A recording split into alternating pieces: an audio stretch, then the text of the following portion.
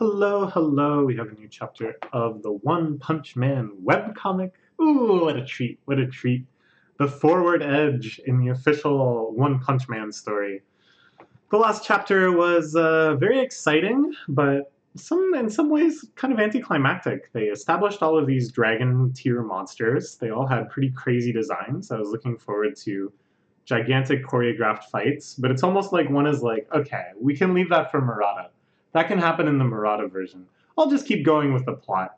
And most of them were like off-screen or one-paneled or at any rate, got all completely beaten within that chapter. The last one, of course, being wiped out by Comrade Caped Baldy of the Hero Name Change Request Alliance. Just look at his face. Anyways, so yeah, it was a little mysterious, this coordinated monster attack. We're not sure if there was any sort of intelligence or agency behind it. Maybe it was just a coincidence, who knows? They didn't really do a great job of fighting the heroes, but what a consistent theme in all the battles was that they destroyed the city. That even though the heroes were able to win without any losses, or significant losses, the city was just annihilated. And it makes you wonder if the monsters are switching priorities. Like, why bother defeating the heroes? What we really want to do is wipe out humanity. Just go after the people. Just go after the normal people. Blow up their buildings, tear down their houses, just cause chaos. If the heroes show up and stop us, whatever, we've already done our job. It's a pretty terrifying new philosophy for monsters to have. And I'm not really sure what kind of heroics are going to prevent it, what anyone could possibly do to save it. Saitama is perhaps the worst candidate for this, because the way he fights is so rampagingly destructive itself. Anyways, let's see what happens with Saitama and his merry bunch. And yeah, I don't know. I really don't know what to expect. Okay. So it looks like things have quieted down. Cool clouds, cool landscape shot. One out here flexing. Thank you for coming here on your busy schedule. Tatsumaki, there's a matter we'd like to discuss with you personally. It's come to our attention from a certain source that some powerful espers are plotting something sinister. We'd like you to exterminate them before they can do so. Find their numbers, location, even their backgrounds. Some sort of deep connection to you, with 11 members total called 11. Their leader, Otento, is after your life. Tatsumaki looks like she could not give 1/10 of a shit about this. So total plot direction change. Something independent of the Neo heroes, independent of these monster attacks. A new sinister group called 11. I feel like there's sort of a parallel here with the Ninja Village. And in the remake, they also showed like the Council of the Swordsmen and stuff. That we established these characters. Ooh, this is the S-Class Powerful Esper. This is the S-Class Swordsman. This is the S-Class Ninja. Or whatever. Well, we didn't really know that Lightspeed Flash was a ninja, but whatever. And then we kind of learn about like the societies behind it, the power systems that kind of enshrined them. So now it's like the same thing, but with espers, I guess. Tento, that name makes me nostalgically sick. Reply shrugs the children and turn them into espers. Yeesh, this is like a much more sinister version of that one guy in Mob Psycho that was obsessed with espers and wanted a bunch of kids to come hang out and do espery things with him. Okay. This morning, someone infiltrated headquarters. Mysterious letter on the table. The abandoned masses awaited the remains of the village. Oh. Those who do not kill for a living, but have made it their goal to cull the population.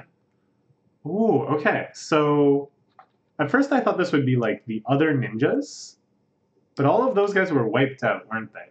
Sonic and Flash took them all out, while Saitama was taking out the Ninja Master. So these are another assassination sect, and this idea of culling the population seems to align with this new monster philosophy. Why have a battle of the powerful? Just wipe out thousands of scrubs. Me as the stealthy type, you seem like our best bet. We don't know what they're after. Might be a trap. Too dangerous, I'll go. Never left any clues, so why now? Make a name after learning about the description. Okay. Any organization put the Ninja Village on their toes. This won't be an easy mission. Okay. Oh, interesting. So it's not just that these missions themselves might be covered, might be plot relevant, but it's the fact that these heroes are going on these missions is kind of interesting in terms of what if the headquarters is attacked, so their absence will be noted. Heard of when he goes around the street. Or is he joining Neo Heroes? Yeah. Keep damages to a minimum. That's quite interesting to note.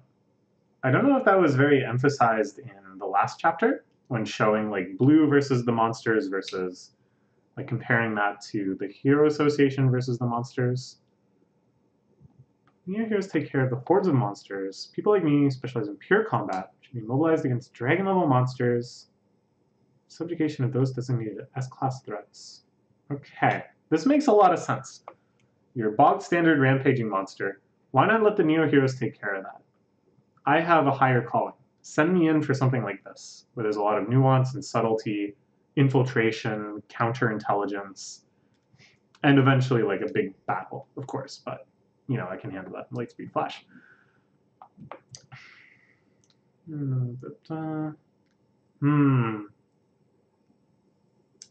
Now what should be worrying you? Swallowed your pride and taken all the help they could get. Why not mobilize Blast from his extended leave? Ooh. Yeah, people have been waiting for someone to put into the role of Blast. It's sort of like the symbol of peace in Boku no Hero Academia. This is like an aspect of the world of the series that hasn't been touched on very much. Usually it's just sort of a brief reference to, oh, they sell like merch of popular heroes. The kid had the hero's guidebook, you know, that had all of the stats and stuff. So there's obviously this culture around like hero worship of kind of feeling safe because you know about these heroes and stuff. But they haven't really gotten into it in depth. But it seems like maybe that's not so much just a shift of focus, but because it really isn't like profound. There isn't any profound love from the public for any particular hero. It seems like interest in heroes is more of like an otaku thing or like a touristy thing with like Watchdog Man. There's no one who's seen as like the idol of the nation, someone who keeps the whole world safe, that everyone almost like prays to. And maybe that's just because that person doesn't exist and hasn't existed since Blast. This idea of Blast's son. Don't lack any heroes, you lack employees. Interesting. Eradicate the 5 dragon level threats that suddenly appeared. Yeah. Poison cloud, destruction of the city. Yeah. City was about half destroyed. Blue was completely unharmed. The hero names Victim Association, but we can't confirm it really happened. I see, I see. The reputation is shifting. Okay, so we're kind of going in all directions here. I'm not sure what's going to be the focus of the plot. I feel like the 11 and the Abandoned Masses, these two are actually going to end up being connected. Because Tatsumaki and Lightspeed Flash have had like beef before, I think it would be very fun to see them interact. Especially now that Lightspeed Flash has been powered up by getting all of those scrolls. That maybe they're actually on closer to equal footing. I don't know.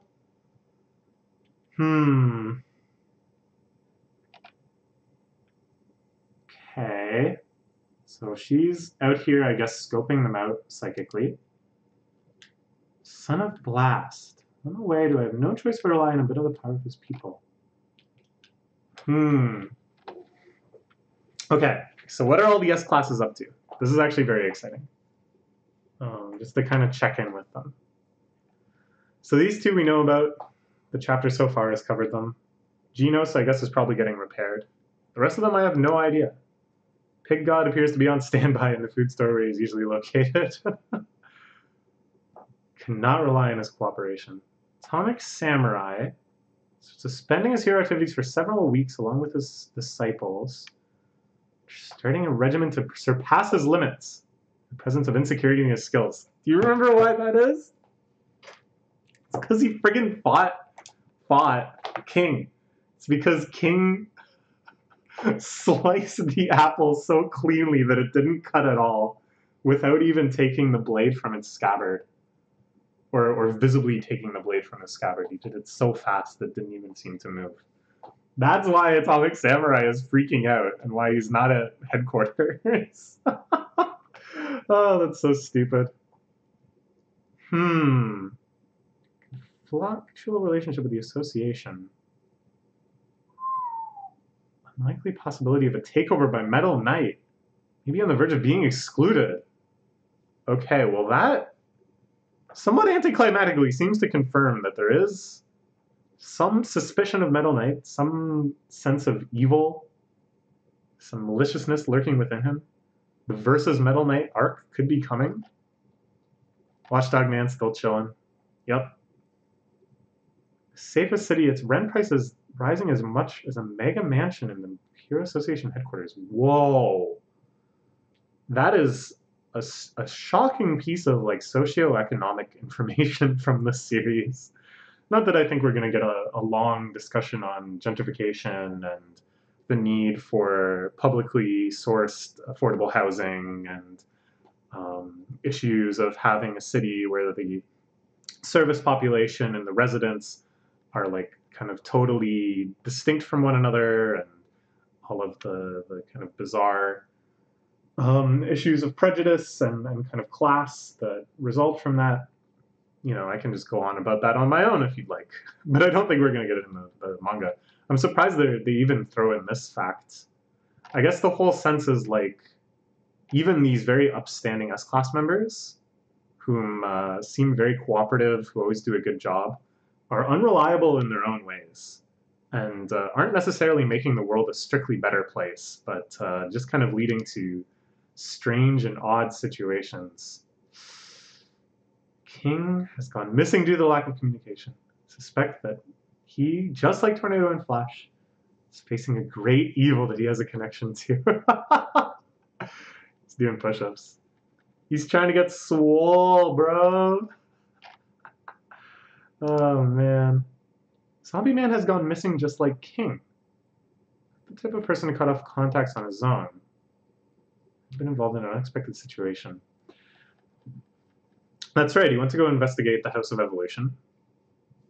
And then something's going on here. Some trials, some tests. Maybe he's getting upgraded? And all the monsters within his reach. This is a really cool panel. Just look at his face. Like, yeah, got him. Check this out, guys. He's the one single S-Class hero the Association can openly rely on. Damn. So Tank Top Master out of commission. Pre-prisoner. He's training heroes up in prison. Sure.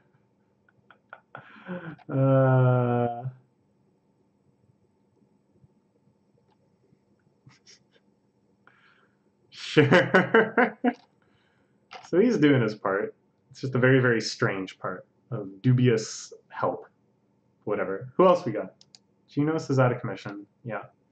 And that's it. Everybody else in S-Class quit, right? They joined the Neo Heroes. They too might realize that now, even if the S-Class heroes are far from the scene, they know the heroes will probably handle it. Neo Hero saves a pro hero. Neo Heroes are the center of today's world.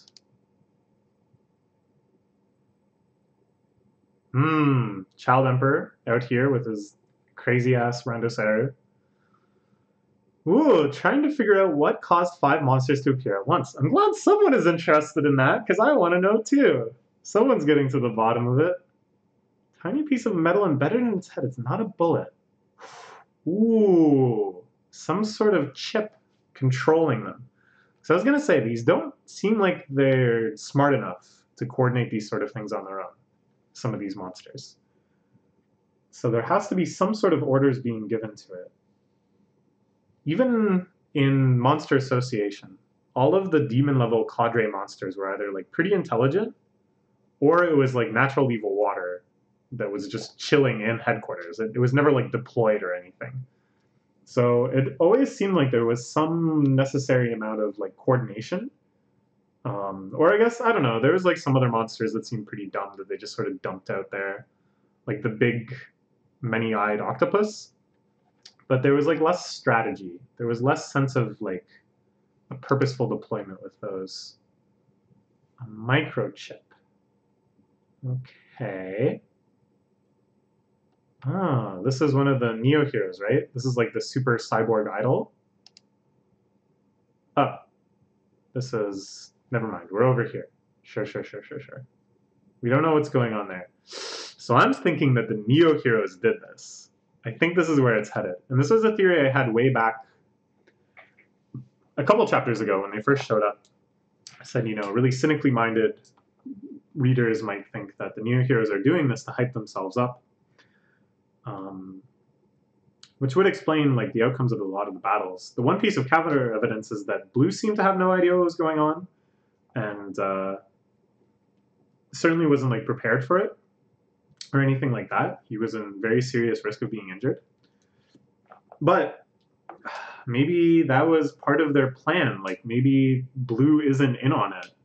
Maybe they knew they could never convince Blue to do something so callous, so disregarding of human life or whatever. So Blue was out of the loop. I could see that. Because I feel like Blue is going to ultimately be a good guy. Okay. This is becoming my theory again. And Child Emperor Kun also out of the loop. It's just these really shady guys at the top of Neo Heroes. Okay. Yeah, this guy had his like fighting suit and it didn't do any good. This guy was trying some psychic stuff, no good. Ooh, interesting. And Metal Bat has a question as well.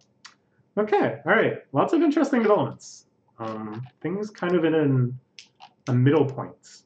I'm not really sure where we're going next. I don't really know what the focus of this next arc is going to be. But lots and lots of potential directions. Very, very exciting times. Okay, let's look forward to the next chapter. I don't know when that'll be. The release schedule, of course, is as sporadic as always. But we'll look forward to it when it comes. Bye-bye for now.